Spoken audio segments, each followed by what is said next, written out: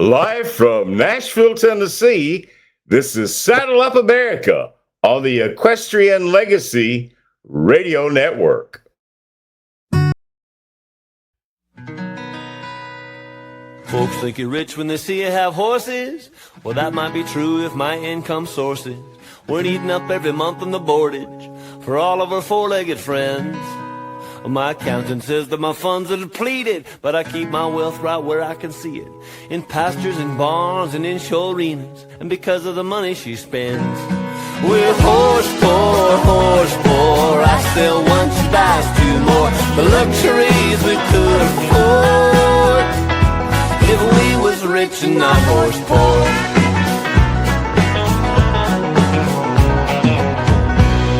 Really must have forgot the show where he met me. Said the way I sat in my saddle was sexy. A cowgirl like me was worth every penny. You better start making sense now, my dear. Build me a barn and it better be heated with a whole lot of stalls. Get some kid to clean it. Buy me a stud and smile when you feed it. We're just getting started round here. We're horse poor, I sell one, she buys three more, the luxuries we could afford if we was rich and not horse poor.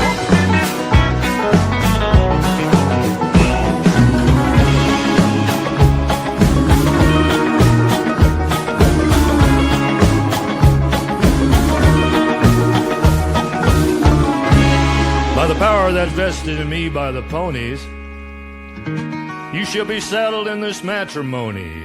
I now pronounce you man, wife, and horses. You may kiss all your money goodbye. Horse poor, I sell one, she buys four more, the luxuries we could afford if we was rich and not horse poor. Horse poor, I sell one, she buys five more, the luxuries we could afford if we was rich and not horse poor.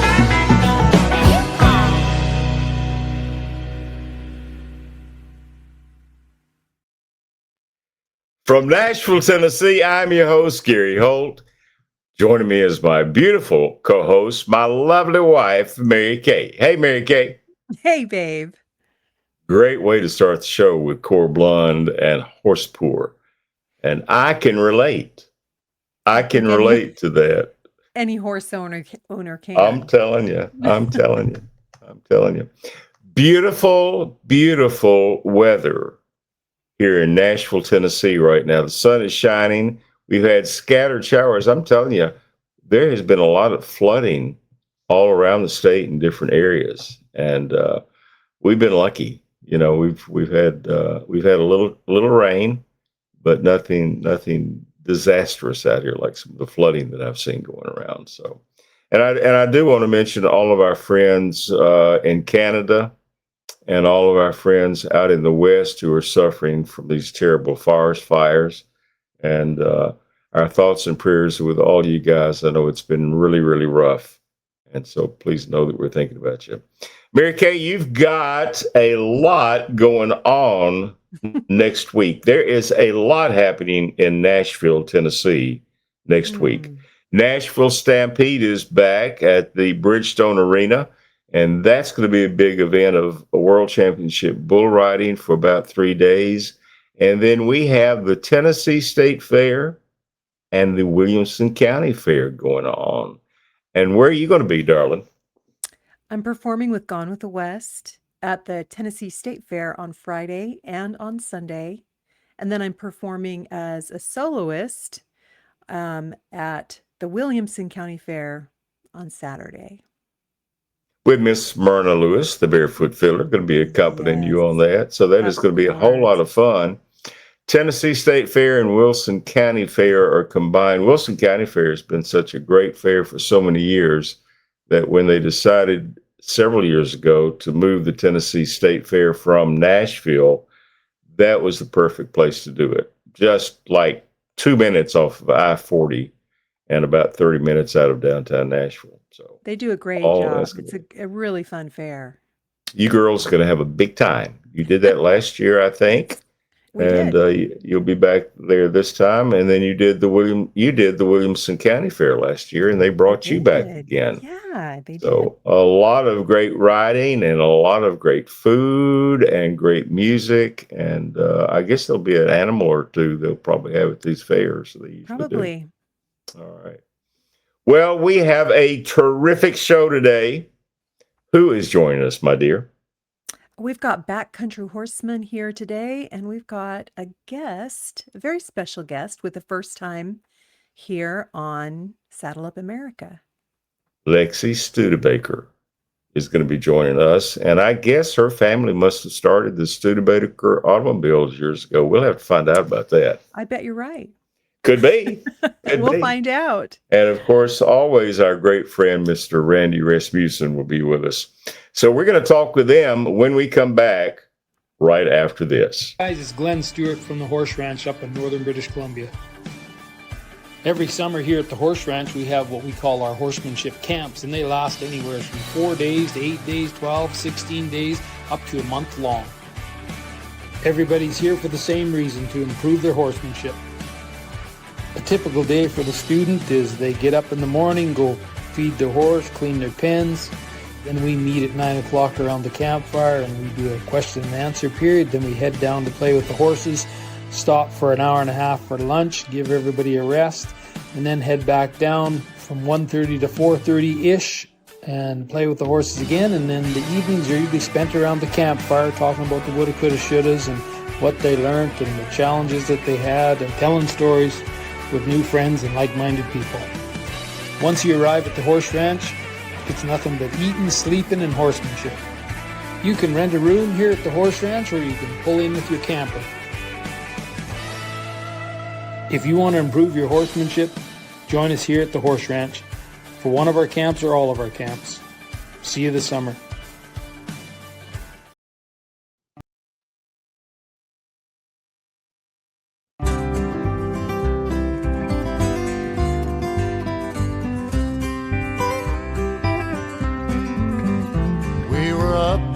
Sunrise, loaded up the horses, we were gone. Across La Vida Pass, through that sweet San Luis Valley, rode along. As Wolf Creek up ahead, 10,000 feet of mountain, we'll be there by noon. We're hauling Colorado horses down the winter neath the Arizona moon. Go straight on to Durango, to Four Corners, that old Ford was making ground. We stretched the horses' legs at Tito's house, watched the desert sun go down. Yeah, camp out in the nations, and we listened to an Aaron Sisters tune. They're hauling Colorado horses down the winter neath the Arizona moon.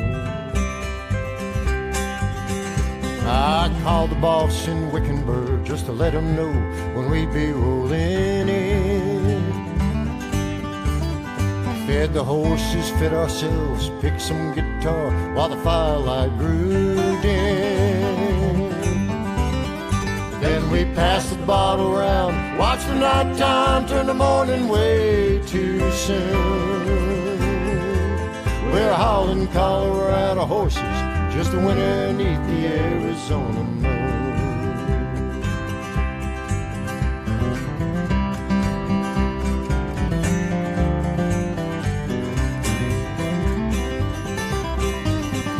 Sing praises to these horses, they've hauled 1,000 dudes into the hills. They take us to the river where the voice of Mother Nature won't be still.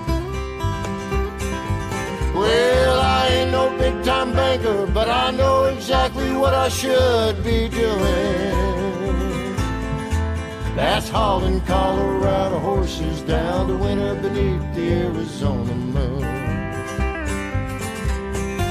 That's hauling Colorado horses down to winter beneath the Arizona moon.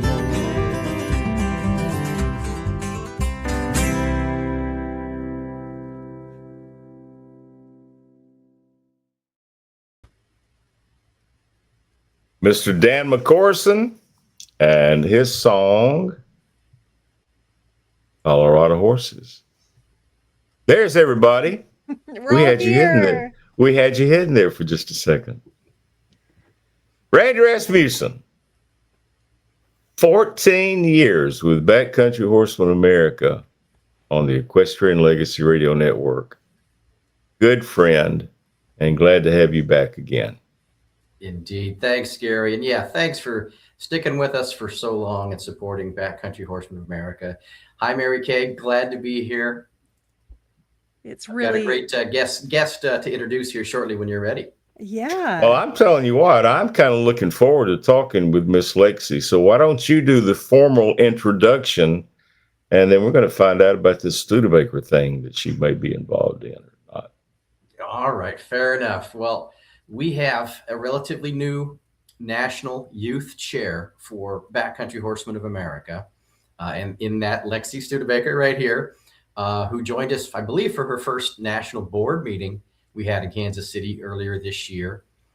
She hails from Kansas, and even though we're in Missouri for that particular national board meeting, so she's an alternate national director. We have two from each state.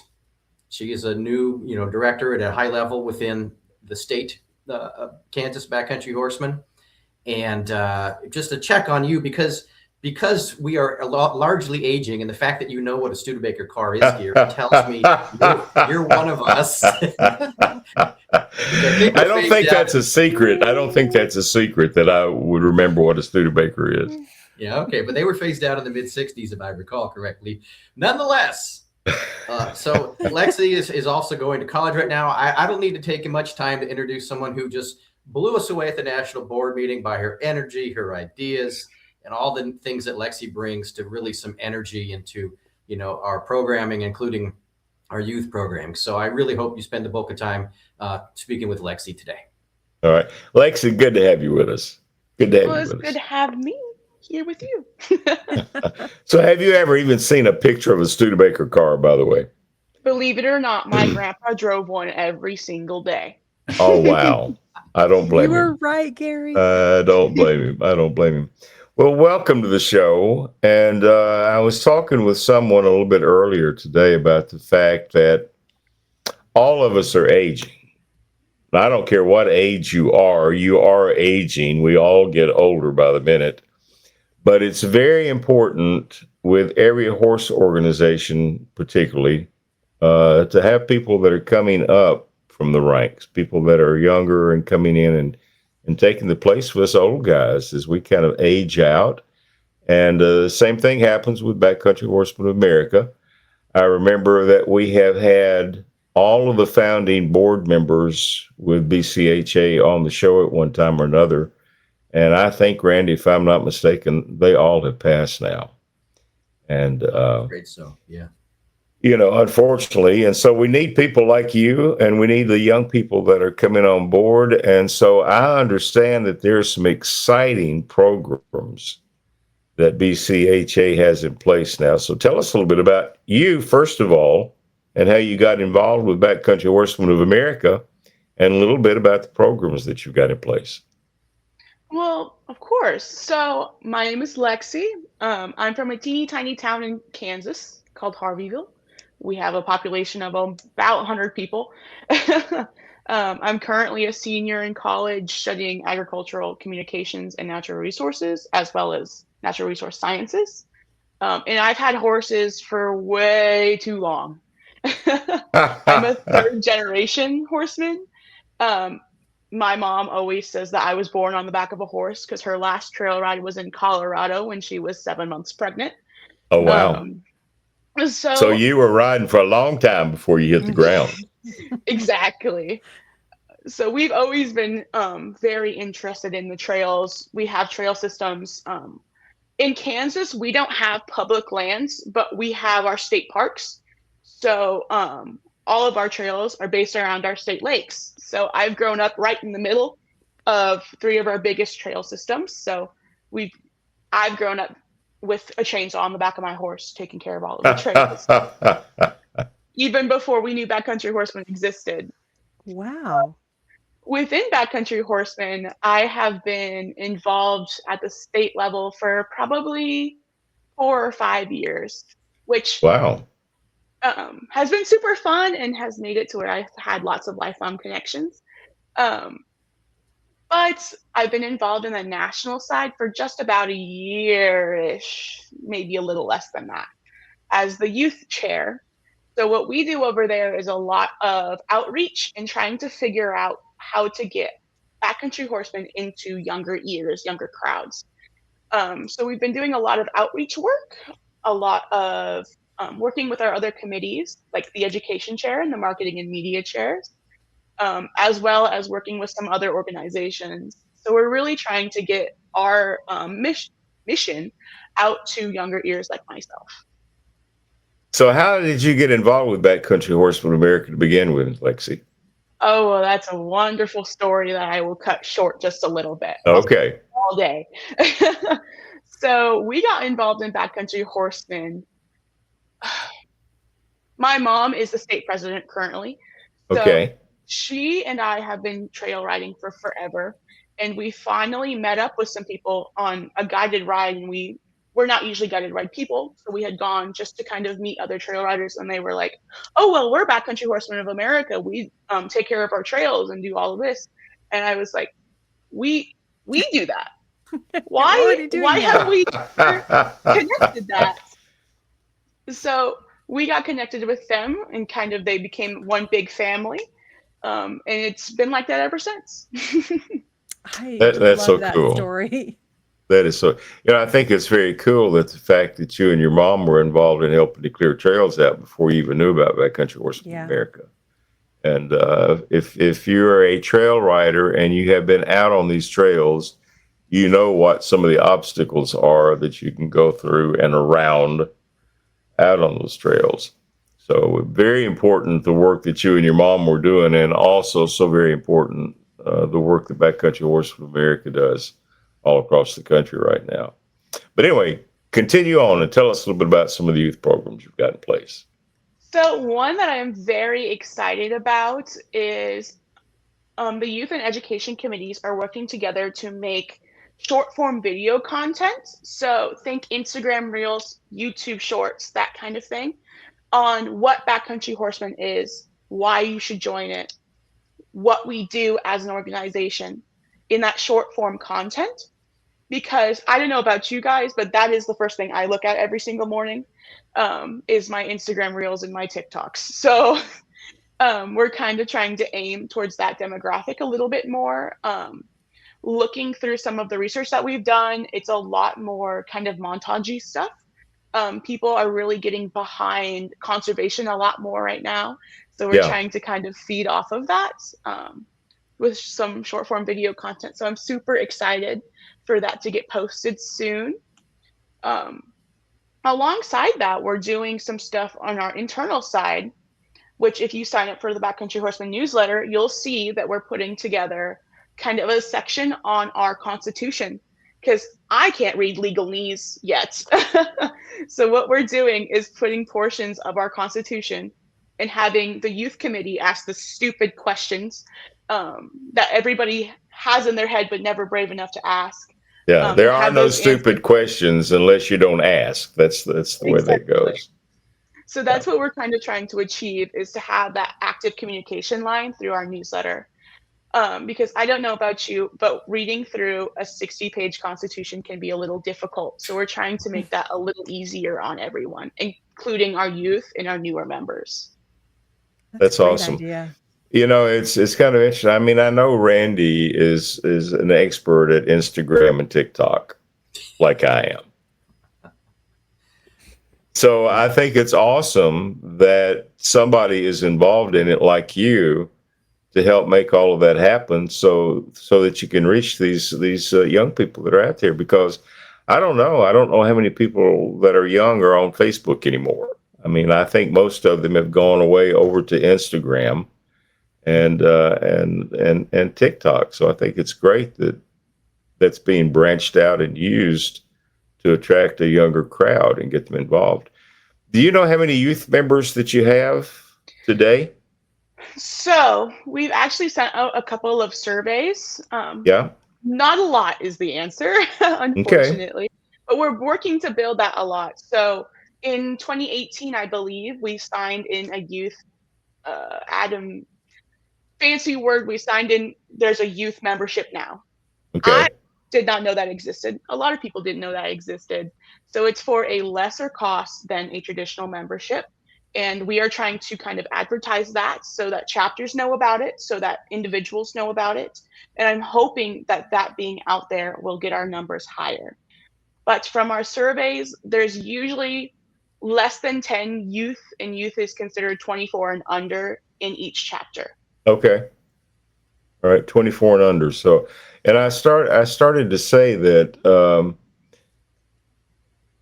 when you're in high school, junior high school, you can get involved a little bit more. By the time that you get into the college age, you're pretty much tied up with college. And Yes. yeah, and then I have found, Randy, and this has been the case a lot of the time, is that once you finish college, you begin your career and then you start your family. And so you really don't get back out on the trails really that much again until after your kids are gone and away from home, you know, which puts people at about 45 years old or so. And that is a real challenge and a real problem to address out there. So I think that's amazing. Lexi, can you tell us anything at all about some of the programs that are in place for the youth with Backcountry Horsemen of America? So we are working on building our programs up. Currently, there's not very many. We do have a grant system. I get to see all of our grant reports all of the time, which we have $500 grants available for people to apply to for certain things that are involving youth. So just recently, I got an email where a chapter had bought a few saws and a few different tools with their grant and took a couple of students out and kind of taught them the lay of the land with that grant. So I get to see all of the photos all of the time, and I'm hoping to incorporate that into some sort of a media situation sooner rather than later. But that is our largest program right now. We are currently in the works of creating kind of a educational half of that. So Forest Service has a defensive riding certification that they are starting to put into place. And we are hoping to get, I'm in the middle of getting that certification, and we're hoping to spread that and teach people how to properly ride on these trails safely, how to navigate the woods, all of the things that for me is second nature. And for you guys, you've been doing for a very, very, very, very long time. Sorry. But a lot of the people my age aren't comfortable with that. A lot of them, if they are horse people, might not have ever been on a trail ride before. Or if they've been on a trail ride, it might just be at their local barn. So it's Right. a lot of safety risks. It's a lot of uncomfortable conversations like, can I actually back a trailer up? Can I actually take care of these horses without barn help? What do I do? So we're trying to put into place some programs where that educational piece is there. So think almost a clinic kind of vibe where we're Okay. teaching these people the basics. And then hopefully from there, we can get some youth rides going on to where it's advocating for people that are younger, young adults, to get together, meet each other, and trail ride together and do work days together and everything. So maybe we can get our average age out on the trails a little lower. Yeah. Yeah. Yeah. That'd be absolutely great. One of the problems that I think we're starting to see around the country today is the fact that there are fewer family farms, fewer places where they actually have a family farm and they're keeping horses. And so that's become a challenge, I think. Uh, it's kind of cool. I'm just thinking about this as you're talking about young people getting out on the trail. Mary Kay has 10 children, Lexi. She has 10. And the youngest is living with us here and is her second year in college. The one that's the next to her was here for a while, and she's going to school and working with the Forest Service out in Utah. But she's coming to visit this next week. And so the big thing that she wanted to do was to go horseback Trail riding, riding. Yeah. trail riding. And so we have arranged, I have a friend that's an outfitter up in the eastern part of the state of Tennessee. And so the three girls are going to go up, they're going to trail ride on Monday. We don't have horses. We don't have horses. Now, I had horses all of my life until I married Mary Kay. And then, you know, we talk about horse poor. I became wife poor. No, I'm kidding. I had to sell my horses because I moved to Utah, and then we moved back to Tennessee and sold all our horses again. So that's why we don't have any horses right now. But the thing is how can people get out and trail ride if they don't have horses or they don't have a place to keep horses anymore? And if you can come up with some way to make that happen so that people can get out on the trails. So you're wanting to say something, so go ahead and tell me. Yeah, so that's actually an idea that we have kind of in the works right now, is doing almost a mentor-mentee relationship with a few of our members, where the mentor gets someone to ride with, gets someone to teach, and the mentee gets someone to ride with and someone to teach them. Okay. We also, here in Kansas, we have multiple members in our Backcountry Horseman chapters that aren't riders, that are hikers, bikers, people that enjoy the trails, especially on our multi-use trails that are a part of Yeah. Backcountry Horsemen, and That's cool. also do that trail work. Yeah. So it's also that kind of conversation of, well, to be a backcountry horseman, do you really need the horse part of that or not? I know lots of horsemen that don't own their own horses and love to go ride with other people, but they might Right. not own their own horses. And so we're kind of hoping that in the long term, we can develop this mentor-mentee program to where our mentors can have someone to help them take care of the trails, and our mentees can have someone to ride with, someone to learn from. Because I know for me on a personal level, having all of the leaders from my local state chapters be there and show me how to safely do these things has improved my horsemanship, my stewardship, everything out in the woods way better than anything else could do, way better than a class could do. And I say that from a personal level because I have taken those classes before. Yeah. And it's And- not the same as being on the trail with somebody who knows what they're doing, has different knowledge base than you do. It's the same for music as well. I had someone say, you must be present to win, and you must be present to learn as well.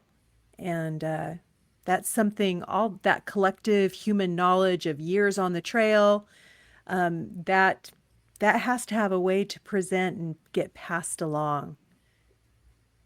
And that can't be done in a class. It just can't. Exactly. So that's kind of what we're trying to push for a little bit. It's still very much in the works, but I'm Yeah. hoping that we can get it going before Yeah. I'm too far out of the youth bracket. Well, one word that you said that is something I've always admired and loved about Backcountry Horsemen of America is you've mentioned the community element. I think you even used the word family. And I think that this is something that people are really craving. And I love that you brought up the fact that you've got hikers and people that are interested in public trails and the maintenance of them who are getting involved. And it's not all around horse ownership. It's around a shared passion for protecting these trails and getting together and meeting other people. Because I don't know if y'all know this, our listening audience, Backcountry Horsemen of America has kind of a party reputation. There's giggling happening now. But party in all the best ways. That means that there's getting together, there's a lot of camaraderie and A lot of food. a lot of food. Yeah. Yeah. So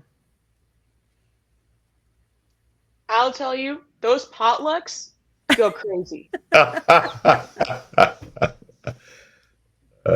that's pretty cool. That is pretty cool. And it's all in celebration because we love our public lands. Yeah. That unique birthright as American citizens that is, some other countries do have elements and myths, but we've got so much and wealth of public lands and such a variety of landscapes to explore, to be part of.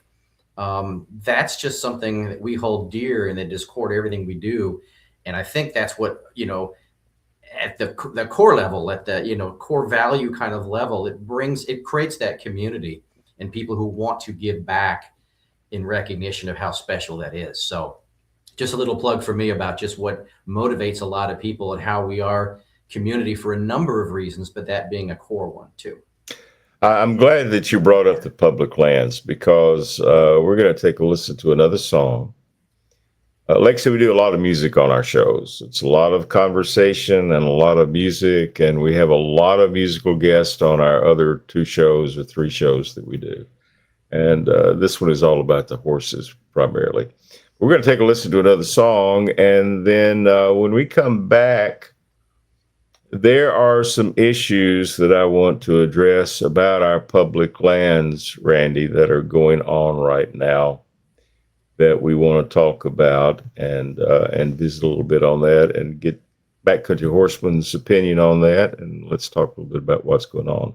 We're going to take a listen to this. We're going to come back. You are listening to Saddle Up America on the Equestrian Legacy Radio Network, heard around the world on iHeart Radio, Apple Podcasts, Spotify, most streaming platforms. And now, thanks to Mary Kay, we are seen on YouTube. We'll be right back. All you've got to do is look for Equestrian Legacy Radio.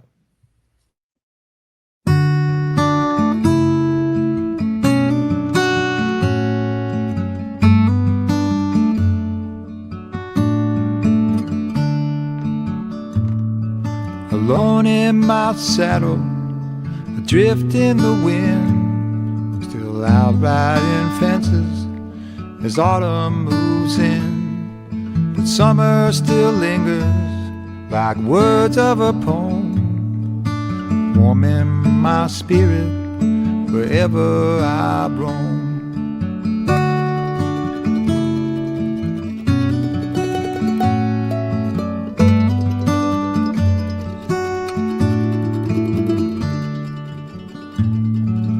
Lifetime of wandering, chasing down dreams, winding through canyons, forever it seems. I'm bound to keep moving, 'cause I know there'll be gold around the next bend, wherever I roam.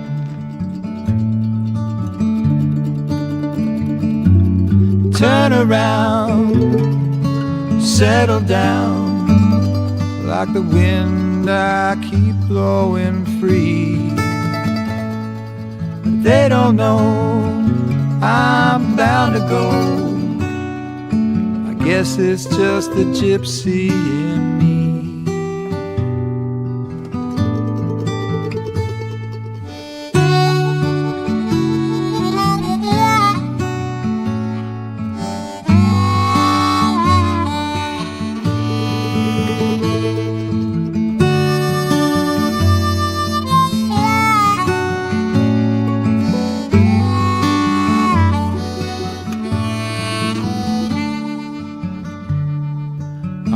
By the spirits of places I know, from the Sangre de Cristos to the Coconino. The blessings they bring lie deep in my soul. I carry them here wherever I roam. Turn around, settle down, like the wind I keep blowing free. But they don't know I'm bound to go. I guess it's just the gypsy in me. There's a voice that I carry, unconditional love, calming and soothing like an angel above. She's always there with me, singing me home, here in my heart, wherever I roam.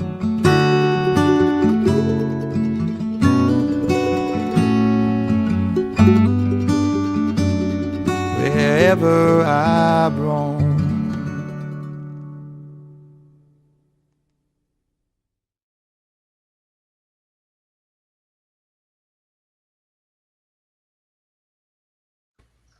Some right pretty scenery in that video.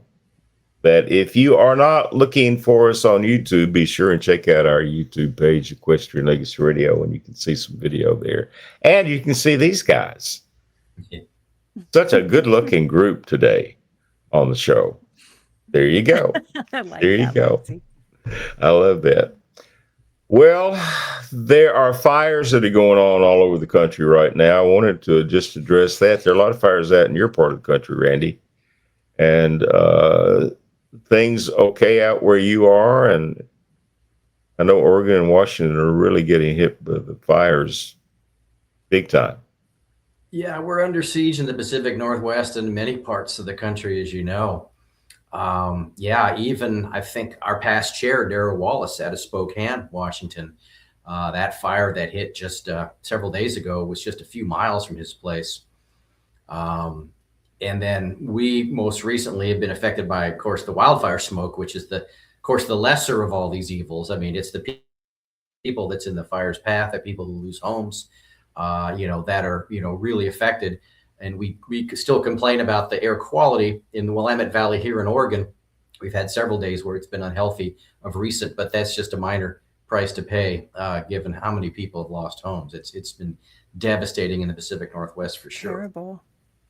Well, I'm sure there's going to be a lot of work for Backcountry Horsemen of America to get out and help keep some of these trails opened up once all of the fires are over with and gone. The other thing that I wanted to just kind of address real quickly, it's like, we talked about lands, public lands, and our public lands being given away and sold and reduced in size. It looks like in the last couple of weeks that has just accelerated. And in the Big Bend area, they're bulldozing and plowing and putting up fences along the border that there really is no border that's crossable there at all. They're reducing the size of our public lands in Utah near Mary Kay's home, where she came from, and that's going away. New Mexico, they're opening up drilling on sacred lands that are there. What's going on and what can be done? I know people are out protesting and struggling with this thing. What can be done, and what's the word from Backcountry Horsemen America and the American Horse Council and some of the organizations that are involved in this stuff? Yeah, from a stewardship group and public land user like we are, it's very daunting. I mean, the threats are numerous, and I don't think we've had as many threats at one time as we do now on public lands. You mentioned Chaco Canyon in New Mexico, and that oil and gas restriction being lifted just within a few miles of those ancient, Puebloan ruins. You mentioned Big Bend National Park, the fencing there, which is certainly questionable, whether that's even necessary at all. But we're having to deal with it like everyone else is on a case-by-case basis because, we're seeing the zone flooded with threats at many levels directed at our public lands. There's no comprehensive way to address this. We have to work with partners when it's something important to us. Of course, BCHA's mission is somewhat narrow, but it can be, enjoyment of public lands is a pretty broad thing. When we're worried about oil and gas leasing or, border walls in places that probably aren't even necessary given the topography of the Rio Grande in that part of Texas. And, it's troubling on a number of levels. And I can say we're just trying to plug our fingers in the dike as these holes pop up more and more. And I fear we're going to lose many of these. And that's just a broader recreation community, the public land lovers like us. There's a lot of things that we're going to, that we'll have to see and reluctantly, concede And then there's going to be lots of litigation. BCHA probably won't be part of many of that just because we don't have much of a litigation budget, and we typically don't do that. But we've got so many partners and others that collectively we can add here and there to some of the pushback, but we're getting steamrolled right now. And our public lands. It's so irritating to see the news every day about something that's being given up and reduced in size. What was it? 3 million acres in Utah that we're losing as far as public lands? The reduction of the Bear Ears and Grand Staircase Escalante National Monuments, the latter of which was close to where Mary Kay has been. That change in shrinking national monuments by 90%, and then the threat could be their additional mineral leasing or things like that. They're going to be permanent. Of course, there's tons of coal, and there's no such thing as clean coal, but there's tons of coal in the Grand Staircase Escalante area that could potentially be mined. And, that's not going to help the situation long-term either. There's just, the threats are so many, and it's certainly a lot of this is beyond our ability of Backcountry Horsemen of America to respond to.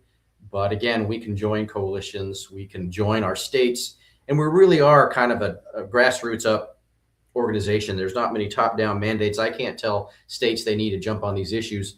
It's when they tell us through our forms of communications they need help on public lands issues when we become most involved. And I'll just deal with things that are the national overarching threats and changes of legislation and policy that really materially affects our riding experience and enjoyment of public lands. I'm going to suggest to people that are listening or watching out there that become involved in this. And the best thing that you can do is to reach out to your senators and your congresspeople and express your thoughts, and hopefully they'll listen, and I'm afraid too often it's a pocketbook issue that we're having to deal with. And but use your phone, get out and express your thoughts on the situation. It's very, very important. We could lose a majority of our lands in the next few years if we're not very careful, I think. And then where are we going to go to clean up our trails if we don't have trails to clean up? I mean, that's the issue. Earlier in our conversation, it was just so interesting. Lexi was talking about Kansas and how there are no public lands, they're state parks. And coming from a state like Utah, where there is so much public land, and, being involved in Western music, traveling and singing for different agricultural communities, it's so different how those different private versus public lands affects agriculture and ranching communities. And when we have all of this disruption and indecision and back and forth with public lands for the agricultural communities, not just the trail riding communities, but the agricultural communities of those areas, it's pretty distressing. It's already a business with such tight profit margins. And so it would be nice to see that these type of things can be settled in a more permanent way instead of just, it feels like it's going back and forth through executive decisions on the monument land, at least. Indeed, it's been a seesaw between administrations, and it shouldn't be that way. Everybody deserves some level of certainty, especially if you've got a farm or ranch or things like that where the margins aren't so tight. Yeah, they're having to ride this seesaw on both ends. It's destructive for a number of reasons, and it's been happening a lot in the past couple of decades. It really has. It's really interesting. Well, when it goes from one administration to the next administration and things change back and forth, and it's just alarming. And it would be great to see some permanent protections that were put in place to protect our lands, and something to be left behind for the next generation, like Lexi, and the generations to follow her.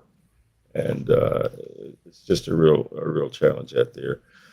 One of the ways that you can do this is to get involved with Backcountry Horsemen of America. That's at bcha.org.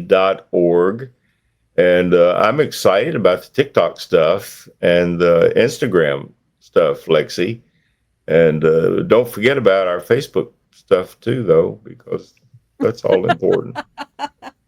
The old timers thing is the Facebook, I guess, now, but it's all the people that remember Studebakers are on Facebook. And what was the one before that? MySpace or whatever it was? Was it MySpace? Yeah, that was an old one. Yeah. Lexi, have you ever heard of MySpace?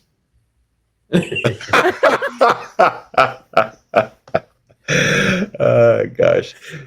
Things have a way of changing, don't they, guys? And it's people like Lexi who give me hope for our future, and finding ways that, that we can continue to generate enthusiasm and have a pipeline of leadership in our organization, if not other civic endeavors. I mean, this is just great. So yeah, Lexi, you really give us hope, and you're really wonderful. So I'm glad you come before this and work with Gary and Mary Kay here, because we want to see you more and hear more from you.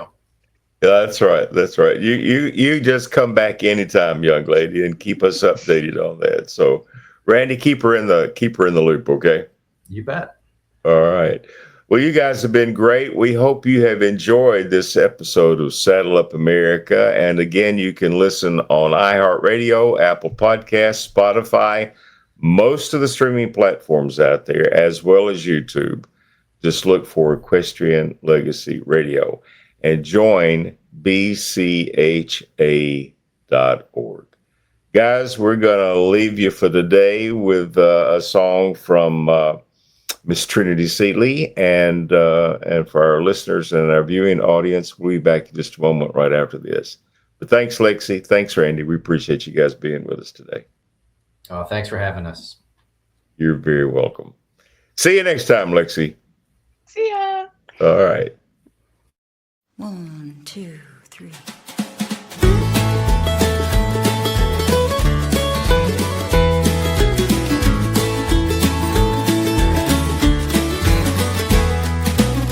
Smell of the pepper trees brings me to my feet in the morning,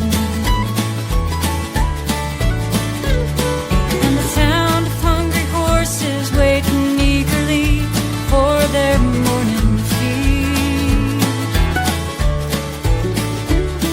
They nod their heads when they see me coming, like they're saying good to see you too, old friend. It brings a smile without a bit of warning. Just like that, everything's okay. Swing yourself up in the saddle, ride a mountain, move some cattle, borrow freedom for the day, watch your troubles fade away. Ride for all the generations, your family and your nation. You're working hard, set a narrow course. Best way to get there is on a horse. I spend my days running hard, never really going far at all. As much as I try, there are times I realize the fall.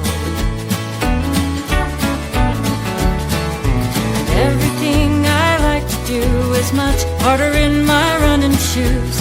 When I pull on my boots, I see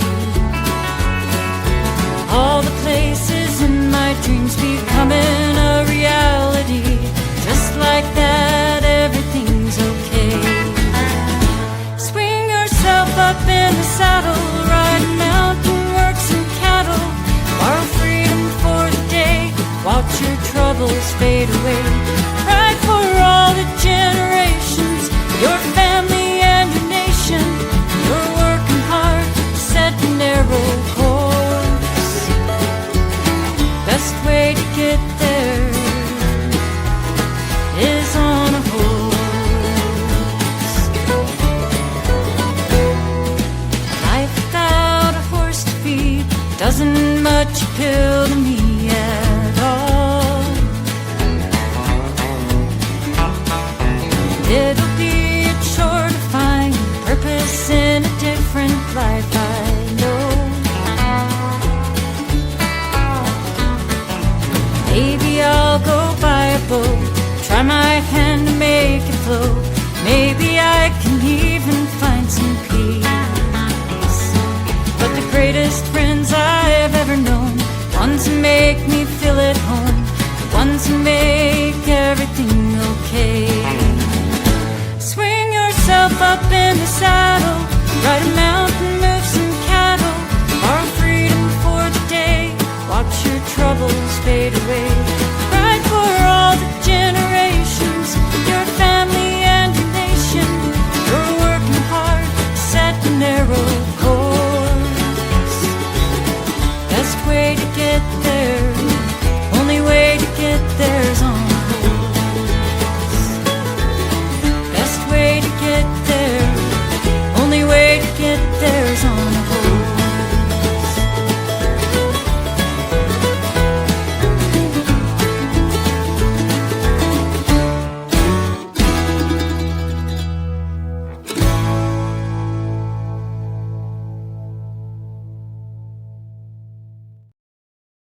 Trinity Seeley, Just Ride a Horse. Great, great song. Mary Kay, we want to thank our sponsors for the show. And those are the sponsors you'll find on our website at equestrianlegacy.net. You'll find those sponsors in the general store, as well as our Legacy Select horse campgrounds and guest ranches and east of Santa Fe. Just search for them on equestrianlegacy.net. You'll find all those sponsors there. We appreciate them very much. Good show, Mary Kay. Very good. I really enjoyed it. I have such respect for this organization, and it was so nice to meet Lexi. Wasn't it nice? We're going to have her back. And yeah, it was kind of cool to find about her granddad and her Studebaker experience. That's kind of a cool deal as well. That is as well. You are traveling to Amarillo, Texas in 2 weeks. That's right. What's going on out there? Our good friend R.W. Hampton is having his album release party / concert. I'll be joining him on stage for a duet that we have on his album. And you, Mr. Holt, are going to be traveling with me to Texas. You're dragging me out there to Amarillo. So I love it. We're headed out to Amarillo. Dave Alexander is going to be performing as well. So it'll be R.W. Hampton, So amazing. Mary Kay Holt, Dave Alexander, and tickets can be found at rwhampton.com. And you can get tickets for the album release party. And it's going to be a big, big time. It's going to be a lot of fun out in Amarillo. And then, of course, we mentioned before that next week, you're going to be at the Tennessee State Fair with your Gone with West girls on Friday and Sunday. Yes. And then Saturday, you and Myrna Lewis, the Barefoot Fiddler, will be at the Williamson County Fair. So that's going to be a whole lot of fun and a whole lot of music and a big, big time at both of those outstanding fairs. Williamson County Fair is in Franklin, Tennessee, and the Wilson County Tennessee State Fair is in Lebanon, Tennessee. Both of those are just about a half an hour right out of Nashville, so it's going to be a whole lot of fun. We want to invite you to join us every Tuesday for Live from Nashville, and then on Thursdays for the Campfire Cafe, and on Saturday for Saddle Up America. And once a month, we'll be bringing you Beneath the Western Skies. So all of those can be seen and heard on YouTube, iHeartRadio, Apple Podcasts, Spotify.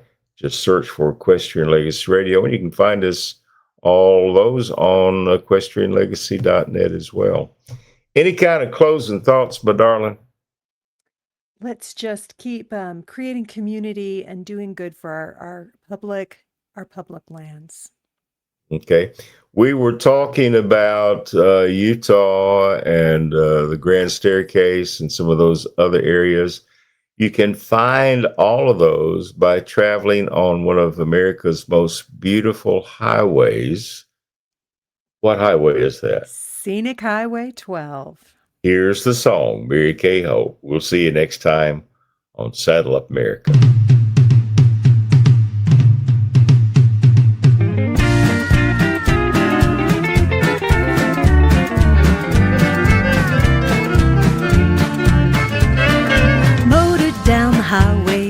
Scenic Highway 12. Bite your nails, there's no guardrails. You gotta see it for yourself. It's the rockiest, remotest thrill ride with the mostest. I gladly play your hostess down Scenic Highway 12. Slow down, you don't need to take it fast. Slow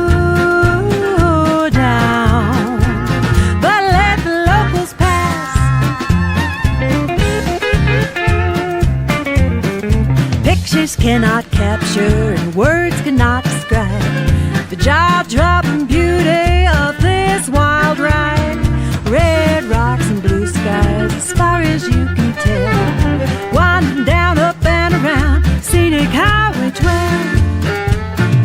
Slow down, you don't need to take it fast. Slow